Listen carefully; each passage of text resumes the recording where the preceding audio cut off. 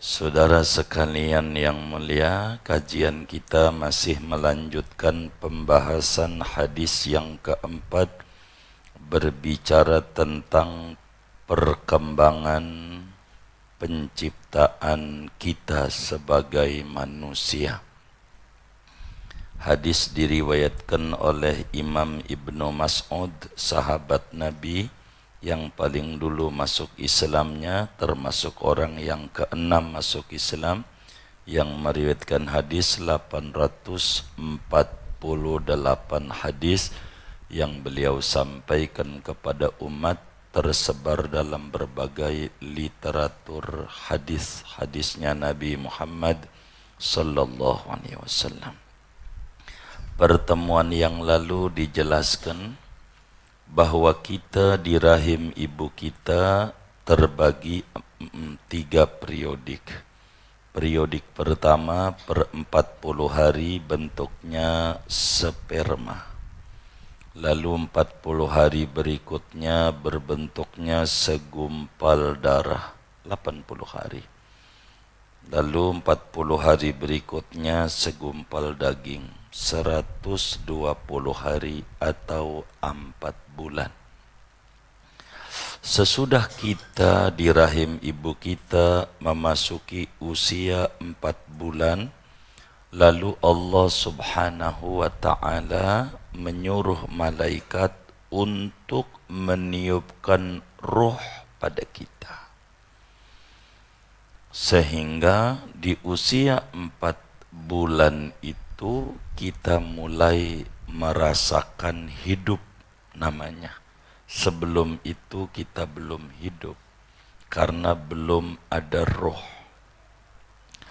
Sesudah ditiupkan roh, lalu kemudian Allah suruh malaikat untuk menuliskan 4 program bagi kita dari sejak umur 4 bulan. Yang pertama, urusan rezekinya. Jadi kita rezekinya hari anu sekian, hari anu sekian, bulan anu sekian, bulan anu sekian. Itu semuanya sudah dicatat oleh Allah dari umur 4 bulan. Sampai saudara-saudara bisa bekerja di BPJS, itu sudah dicatat dari umur 4 bulan di rahim ibu kita. Tidak bakalan lepas itu rezeki. Kalau memang jatah kita, mesti sampai sama kita. Walaupun dihalang-halangin oleh orang banyak. Kalau itu bukan jatah kita, walaupun kita kejar-kejar kayak apa itu rezeki, kita paran-paranin, pala jadi kaki, kaki jadi pala, maka kita enggak bakalan dapat. Itu rezeki. Sudah ada garisnya. Ini bukan disuruh kita ngandel, bukan. Ini berbicara kemahahebatan Allah. Sebelum nyiptain kita di jagat raya ini, perangkat kebutuhan kita sudah dipersiapkan. Inilah hebatnya Allah. Sehingga kayak model wajah kayak begini nih enggak bakalan lahir di Jerman gitu. Enggak bakalan lahir di Perancis gitu, enggak. Dari muka kayak begini nih, Allah udah atur. Sebab yang model begini dikasih roti 2 kaleng, ditanya udah makan belum? Tuh model begini mau lahirnya udah di Gatot Subroto aja, di Indonesia aja. Muka yang kayak begini, kalau belum kena nasi uduk belum makan. Begini nih. Itu udah diatur tuh rezeki kita. Jadi hidup kita tenang. Jangan sampai kita muncul gusar, ngapa dia baru kerja jabatannya tinggi, gua kan udah lama. Ada bagiannya, ada catatannya. Jadi hidup tenang saja. Mau ngapain? Kita hidup dipusing-pusingin. Begitu. Sampai orang berkata, aduh beban hidup saya berat. Ini nggak ngerti. Begitu ya Allah, penyanyi aja artis namanya Demasif ngerti. Syukuri apa yang ada, hidup adalah tuh. Penyanyi aja ngerti hidup anugerah. Emang hidup itu beban yang bikin puyeng, kagak, nikmat. Ngapa kita hidup pakai disetresin? Ini nggak ngerti sama hidup yang kayak begini. Begitu, hidup anugerah rezeki diatur oleh Allah. Udah ada jatahnya, ya Allah, cicak aja cicak, makanannya nyamuk. Nyamuk itu bisa terbang karena punya sayap. Cicak dari zaman Ki Benen sampai Niari, begitu. Nggak ada itu sayapnya dan nggak bisa terbang, nggak stres. Tuh cicak bagaimana Tuhan saya ngejar-ngejar nyamuk yang bisa terbang? Kau nih kagak bener Tuhan. Enggak, yakin cicak pasti Tuhan persiapkan rezeki saya. Maka tuh nyamuk abis gigit si Udin mencolok aja di tembok deket cicak. Kata cicak, emang rezeki gua. Begitu. Jadi enggak puyeng. Belum lagi yang namanya kucing, makanannya ikan. Ikan adanya di laut. Kucing pancing gak punya, joran kagak punya, ijazah gak ada, tempat kerja gak ada, kucing. Begitu, apalagi aplikasi Gojek ora punya, tuh kucing. Tapi yakin Allah bagi rezeki ama makhluknya, biar ama air takut tuh kucing. Rezekinya dalam air ampe Niari hidup banyak. Masa kita ijazah punya, kantor tempat gawe ada, ampe bingung juga hidupnya. Ini mah kayaknya keimanannya ama kucing masih tinggian kucing ama Allah, enggak mantep. Dari umur 4 bulan udah ada garisnya rezeki. Begitu. Yang digarisin ini bukan milik rezeki. Kita harus bisa bedakan antara milik dan rezeki. Kalau rezeki udah pasti milik. Kalau milik belum tentu. Rezeki adalah karyawan BPJS kalau udah ketemu Sabtu Minggu mancing ke Cidokom, Parung. Kan yang nyengir-nyengir ini saya curiga ini. Mancing dapat lagu Rami 1, digoreng, lalu selesai goreng ditaruh di meja makan, lalu dia bilang innalillahi kecap lupa, balik ke dapur. Lalu di dapur ngambil kecap, balik ke meja makan, tuh ikan kagak ada. Dimakan kucing. Ini ikan milik siapa? Emang mancing dia? Milik siapa? Milik kita yang mancing. Rezeki siapa? Makanya kata kucing juga rezeki udah diatur dari umur 4 bulan, bukan milik. Milik saudara kerja, milik saudara.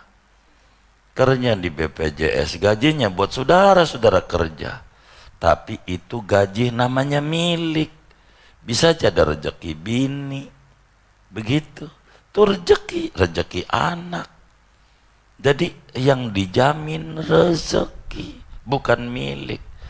Allah nyatakan di dalam Al-Quran, wa ma min dabbatin fil ardi illa 'ala Allahi milkuha. Enggak ada. Illa 'ala Allahi rizquha, rezeki. Jadi kita jangan stres-stres hidup.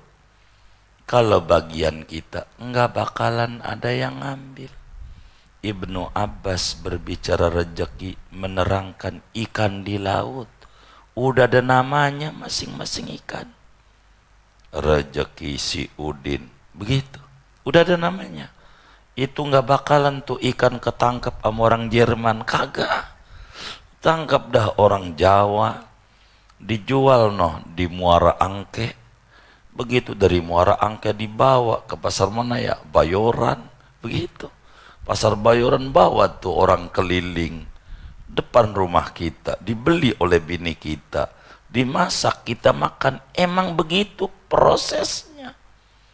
Jadi semuanya sudah ada diatur rezeki. Tapi ingat, rezeki ini dijamin.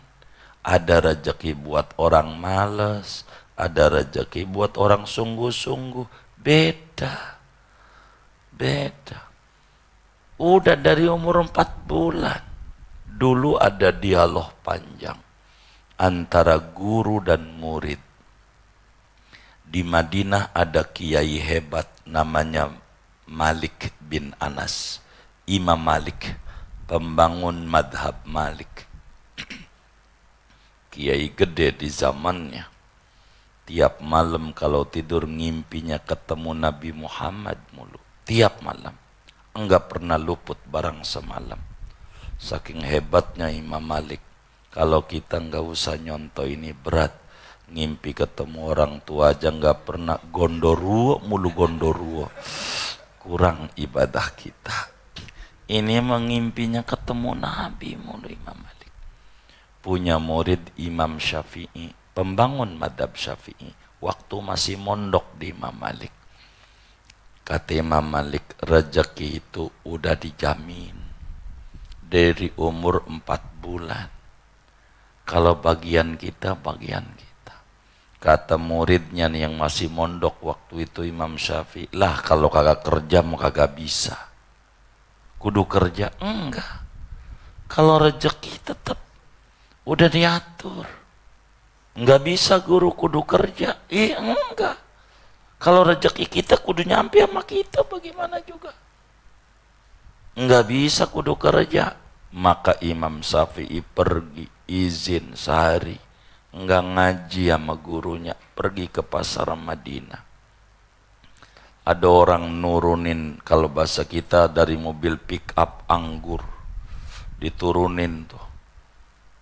Dari pick upnya, dari peti-peti. Kata Imam Syafi'i, Pak, saya bantuin nurunin ya. Oh kebenaran, saya nggak ada karyawan. Turunin. Dikasih Imam Syafi'i. Setelah beres bantuin nurunin 2 kantong. Ama itu yang punya dagangan anggur.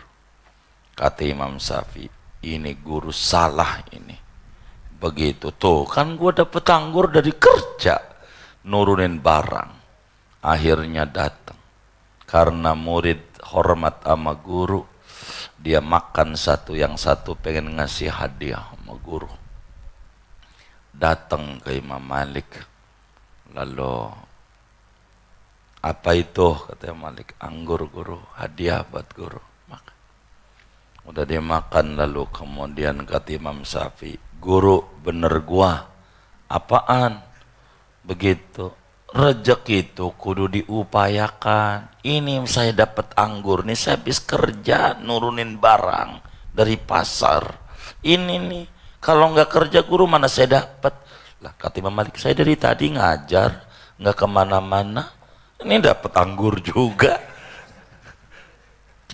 Kata Imam Malik, saya nggak kemana-mana, dari pagi nggak ke pasar nggak kemana. Ini rezeki. Kalau udah bagiannya mau nyampe.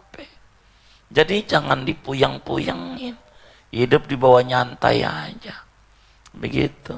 Jangan kayak orang-orang gaji mulu berapa kerja sekarang di kantor baru ini. Ya 5 koma, tanggal 5 udah koma. Ya Allah. Biasa aja. Sampai sekarang masih hidup.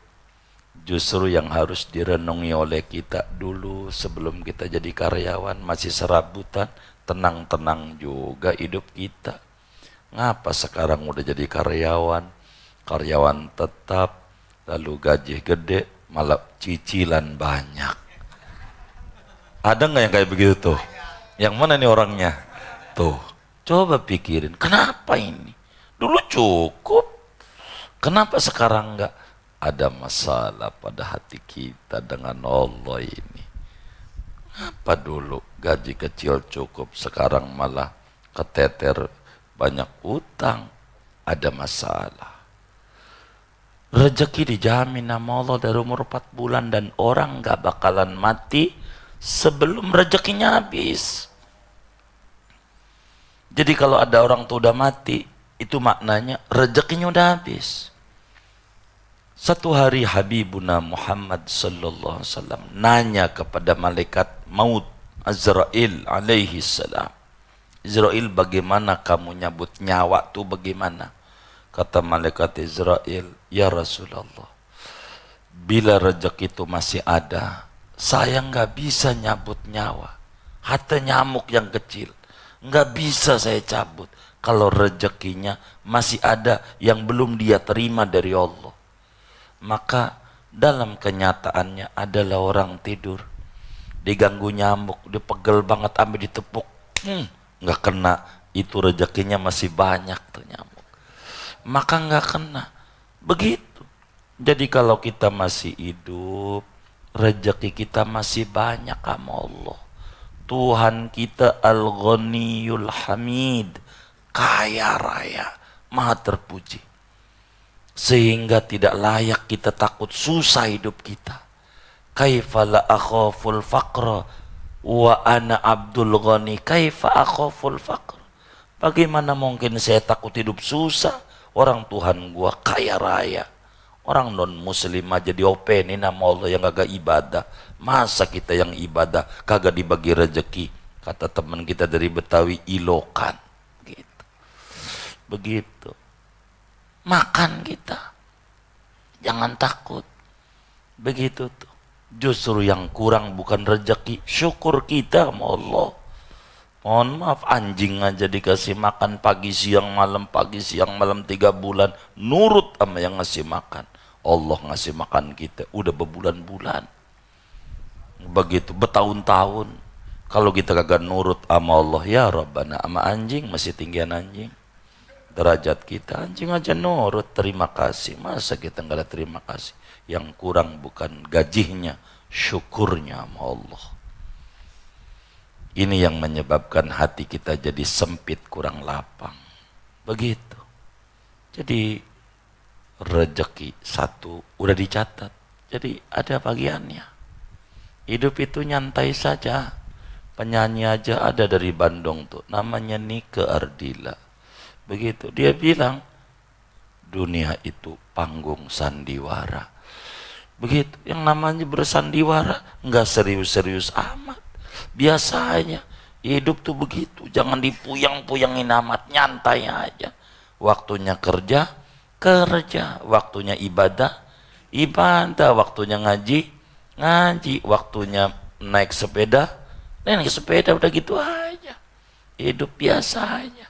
Daripada dipuyang-puyangin, makanya seringlah ngobrol sama temen, jangan nyendiri. Ngobrol sama temen, kalau udah ngobrol tuh bakal nyengir. Dah gua kira yang susah gua doang, parahan dia, begitu. Begitu kalau udah ngobrol, maka ngobrol lah. Biar kita muncul kesyukuran kepada Allah subhanahu wa ta'ala. 2, dicatat ajalnya. Udah ada. Ajal tuh waktu kita ada di dunia. Maka saya sangat heran sama teman-teman yang kerja di kantor. 1 tahun menjelang pensiun udah stres. Palanya udah mau meledak. Ini bagaimana nih mau pensiun, bagaimana? Ini bagaimana? Sebelum ente kerja udah ada catatannya, di mana ada permulaan, ada akhiran. Undang-undang kerja udah ada, umur sekian pensiun udah ada. Salah Anda nggak membaca ajal, nggak membaca waktu, ada batasnya. Itu mau udah 2 periode pengen nambah lagi, kan udah ada batasnya. Begitu, jadi cak-cakan aja ke sana kemari. Ini kan udah ada. Ini batas kita ini ada, namanya ajal. Jadi kita orang kerja tuh maranin pensiun, bukan pensiun nyamperin kita. Kita hidup ini maranin mati, bukan mati ngejar-ngejar kita. Kagak, Mati mau diem aja, kita terus berjalan. Begitu. Maka orang barat sebut ada B, ada D, lahir B namanya. Begitu, lahir tuh B. Begitu. D itu artinya dead, modar, begitu. Antara B sama D ada C, choice namanya. Hidup pilihan. Kita mau pengen apa yang kita tanam di dunia, tanam. Begitu, kita kerja, tanam yang baik. Ketika kita berhenti, kenangan yang indah banyak dari orang, dan itu punya nilai di mata Allah. Hidup ini ada ajal. Kita lahir nih mati 60 tahun, sekarang 30, tinggal 30, sekarang 50, tinggal 10. Ini mau diem aja mati mah. Kita ini sabanari maranin mati. Begitu. Begitu, maka kita harus pahami ada ajal. Sehingga kita jangan mati-matian mengejar sesuatu yang tidak manfaat kala kita mati. Duit kita yang di bank-bank segala macam itu namanya milik. Begitu. Mobil kita namanya milik, bukan rezeki, bukan. Kita mati, lah rezekinya ahli waris. Begitu. Tuh, kita capek, pala jadi kaki, kaki jadi pala, nyari duit mati-matian, duit banyak, deposit di mana-mana. Kita mati, lah itu rezeki bini. Mana bini kita nikah lagi, sama dulu di kantornya musuh kita. Lah enak dia, alpatnya dinaikin dia, yang sengsara kita. Ngapa kita nggak ibadah? Rugi. Kita kudu ibadah. Yang kayak begitu, sian. Begitu. Maka kita kudu ibadah sama Allah. Ada ajal namanya. Ajal tuh waktu. Waktu tuh umur. Begitu. Kalau kerja, masa kerja. Itu ajal. Udah diatur. Ada batasnya semuanya. Begitu. Ada ajalnya. Mana lagi? Wa amalihi. Kerjaannya. Nih kita hari ini ngaji. Emang ada catatannya. Begitu, semuanya gak bakal lepas. Si anu, tanggal anu, hari Senin, ngaji zuhur, ngajinya nyender, sambil ngantuk. Itu udah ada catatan dari dulu. Nggak lepas. Apa aja. Semuanya apa aja yang kita kerjakan itu ada catatannya. Ini namanya Allah tuh dalam dunia perfilman. Namanya sutradara ulung. Itu udah diatur. Dulu ada film namanya sutradara Putu Wijaya, bikin film Satria Bambu Kuning. Begitu. Ini yang cocok jadi jagoannya Beri Prima aja. Ini musuhnya Adven Bangun. Begitu. Begitu. Ini udah diatur. Tinggal kita jadi pemeran yang baik atau tidak baik. Terserah kita. Mau Allah udah kasih akal. Terserah. Maka tidak ada orang yang didolimi Allah masuk neraka. Nggak ada. Allah nggak pernah jeblosin orang ke neraka. Nggak pernah. Andai ada orang masuk neraka, ulah dia dulu nanemnya. Kalau nanam berenuk pengen buah duren, kagak nemu. Nanemnya keburukan pengen buahnya baik, kagak nemu. Yang masuk neraka tuh ulah dia. Maka kita hidup yang baik-baik. Kerjain yang baik, apa saja yang bagus, jadilah orang bermanfaat. Amal udah dibuat semuanya. Bersyukur bila kita demen ibadah, bersyukur bila kita bekerja. Kita kerja di BPJS itu banyak ditangisi orang sampai sekarang, tahajud pengen kerja, jadi lawan kerja ditolak lagi. Kita udah kerja, yang syukur sama Allah. Etos kerjanya ditingkatin, urusan penilaian biarin Allah yang nilai, yang gerakin hati orang Allah. Tuh begitu hidup, nggak usah dipusing-pusing ini dong. Begitu, karena semuanya ada amal perbuatan yang sudah dicatat oleh Allah. Program tiap manusia berbeda-beda. Untuk apa? Untuk kita saling menghargai. Orang yang suka caci maki suku, ras, golongan, ndak ngerti. Ndak ada orang pengen lahir dari suku anu, nggak ada. Itu ketentuan Tuhan. Udah diatur. Jangan menghina suku. Jangan menghina orang, dia pesek hidungnya, bukan mau dia pesek, pengennya mau kalau disuruh milih mancung, bener nggak? Tapi andai kita diciptain pesek, alhamdulillah, yang penting lubang hidungnya ke bawah. Coba kalau lubang hidungnya Allah cipta ke atas, ente kudu kasih payung mulu, kalau hujan kan puyeng. Syukur aja sama Allah, nikmat. Begitu hidup apa adanya, biar kita nggak stres. Seringnya dalam hidup yang membuat stres salah kita. Ada keinginan, ada kebutuhan, ada kemampuan. Hidup jangan berdasarkan keinginan, capek.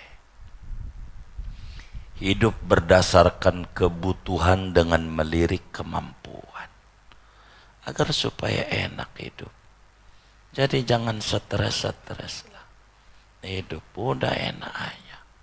Kita kurang bersyukur kalau dimintain duit sama orang tua, nak bagi duit lah buat enyak.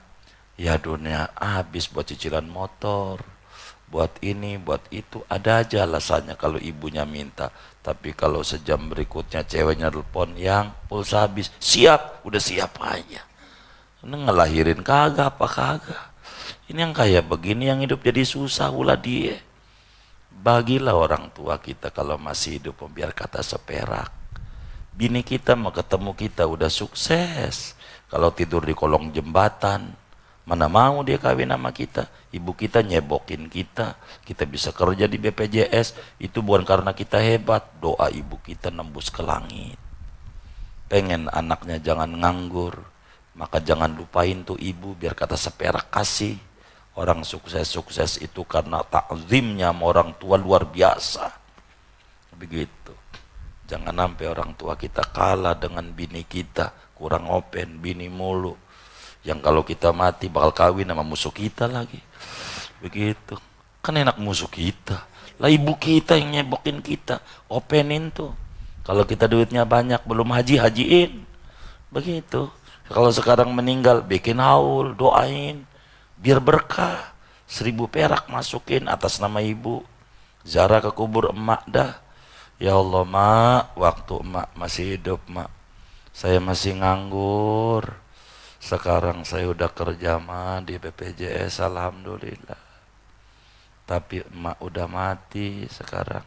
Saya mau sedekah aja dah atas nama emak, biar emak juga ngisep keringat saya. Begitu, pengennya masih hidup, tapi udah dulu nggak punya mak. Begitu kita, kalau pengen subur, jangan emak nggak dibagi, mau ngapain hidup, bagi. Tapi emak gua kaya, kontrakannya banyak, bukan dari kita. Kita syukur, bagi aja. Begitu. Sebagai amal. Yang keempat, catatan malaikat tuh neraka atau surga. Udah ada catatannya. Ada orang tuh ahli neraka, ada orang ahli surga. Oleh karena kita catatan itu nggak tahu. Ini mau lagi cerita kehebatan Allah. Rezeki kita nggak tahu, cari. Itu tugas kita. Yang penting rezeki udah dijamin. Bila hari ini dapat sekian, inilah rezeki kita. Syukur yang ada. Begitu. Sehingga kita tidak banyak mengeluh dalam hidup. Keluhan mungkin sedikit melegakan perasaan, tapi tidak merubah keadaan. Lihat teman-teman kita, aduh Gatot Subroto macet mulu, tapi besok berangkat lagi. Besok berangkat lagi, daripada ngeluh syukuri aja. Bilang tidak ada macet bagi orang yang sabar. Kan begitu, bener enggak? Oh nah jalanin aja, hidup ini enak kok. Yang bikin enak ulah kita. Begitu, jadi hidup jangan banyak dilamuni. Apa yang kita bisa kerjakan, kerjakan. Begitu, karena kita kerja bukan untuk bos, tapi untuk kita keselamatan di akhirat. Apa yang kita bisa lakukan, lakukan yang terbaik. Dan kembalinya pada akhirnya kepada kita juga. Enggak di dunia, di akhirat. Betapa Allah sudah program kita hebat. Tinggal kita sebagai utusan. Allah di muka bumi, khalifatullah fil ardi, maksimalkan. Saya mau sedikit analogi biar rada mudah dan nyangkutnya gampang. Kita diutus oleh presiden ke luar negeri. Kemana ya? Nepal, baik.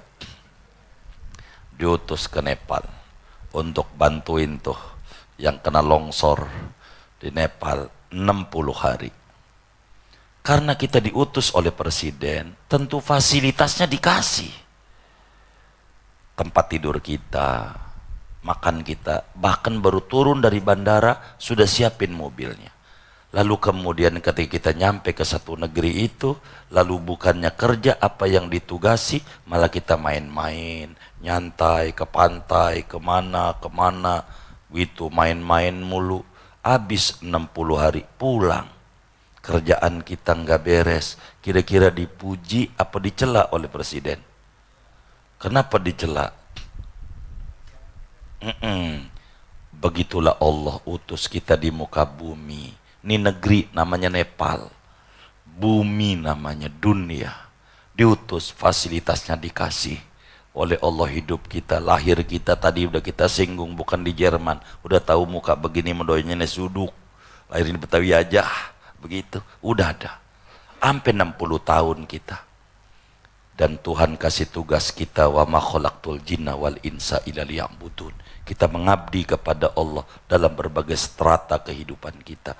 Lalu kita udah habis kerja kita di dunia, itulah ajal, mati kita. Kalau kita di sininya cuman main-main mulu, enggak mau ibadah, bakal dicela oleh presiden kita, oleh Allah. Maka mantapkan kita dalam mengisi hari-hari kita. Enggak usah heroin orang begini, orang begitu. Pertanggungjawabannya pada akhirnya antara kita dan Tuhan. Jangan pikirin yang ini, pikirin begitu. Sampai ada teman kita masih nanya mula sama kita, nih asli apa kagak ini ijazah? Aduh, ente kagak ditanya di akhirat tentang itu, ente ibadah aja. Udah ada bagiannya tuh yang ngurusin begitu tuh. Jangan nonton TikTok yang kayak begitu mulu, ngaji dah, yang bener. Jadi puyeng nih kita, begitu. Masa negara segede gini ngurusin satu orang doang? Emang keluarga itu doang apa sedunia ini? Masih banyak yang kita harus pikirin. Begitu, bener nggak? Dia udah segini aja deh ngajinya dah. Wassalamualaikum alhamdulillahirabbil alamin. Ada yang ditanya mungkin dari materi ini, begitu. Atau dari sebelum doa silakan. Besok kita lanjutin hadisnya. Baik.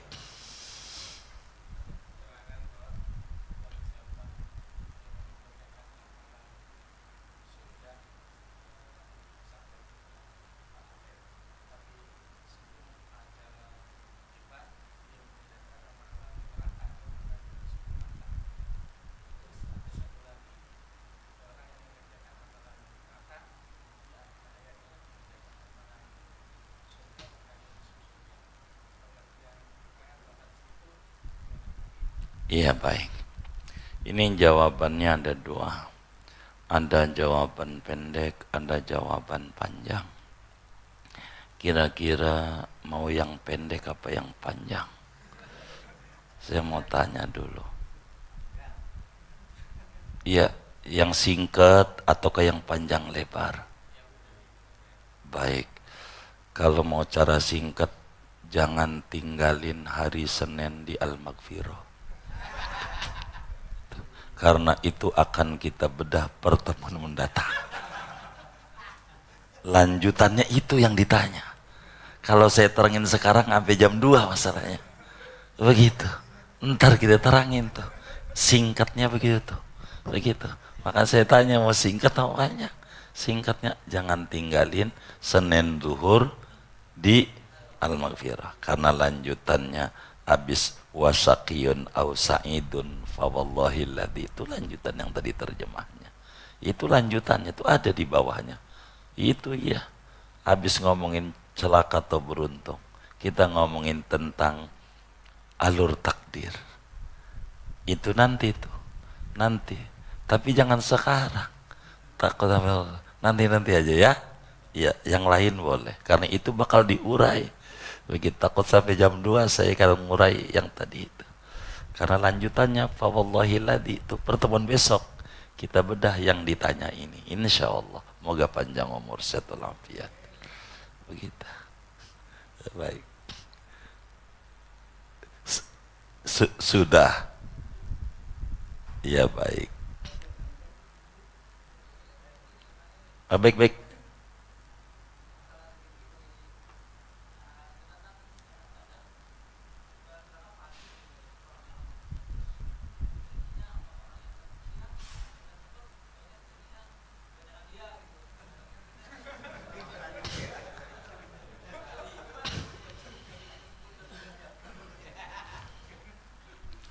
Jadi rezeki itu tidak diukur daripada waktu berangkat. Tidak. Tidak diukur dari waktu berangkat. Jadi bisa jadi yang berangkatnya rada telatan, rezekinya banyak, bisa saja. Yang berangkatnya pagi-pagian itu dapatnya dikit, itu bisa saja. Sebetulnya kalau dia pahami, rezeki itu begitu baiknya Allah mengikuti kebutuhannya. Bila teman kita ini kelihatannya kok dia banyak dapatnya, itu yang dipikirin banyak. Begitu sama dia. Itu begitu. Karena kita yang dipikirin dikit, apalagi kita bujangan, mana tidurnya di masjid lagi. Ya nggak bakalan sama lah sama yang tinggal di Pondok Indah. Rumah kita aja buat bayar pajak dia habis. Bener nggak? Jadi diatur. Allah itu maha adil. Kita ngukur diri aja, dulu kita bujangan, sendok nggak kebeli, garpu nggak kebeli, panci nggak kebeli, pas punya bini kebeli. Dulu kita nggak kebeli susu, nggak kebeli SKM aja nggak kebeli. Alhamdulillah pas punya anak ada aja jalan rezekinya. Semuanya udah diatur. Begitu. Yang jadi puyeng kita lebih demen ngukur baju di badan orang lain. Kalau mau pakai baju pengen pas, ngukur bajunya di badan siapa? Sendiri. Kalau pakai ngukur baju di badan teman bagaimana? Bisa kegedean, bisa kecilan. Itulah kita sering memikir, ngapa itu ya berangkatnya siang gajinya gede lagi. Ini yang bikin puyeng nih, karena enggak ngukur baju di badan sendiri. Ukurlah di badan sendiri, enak. Udah segini aja dah. Wassalamualaikum warahmatullahi wabarakatuh.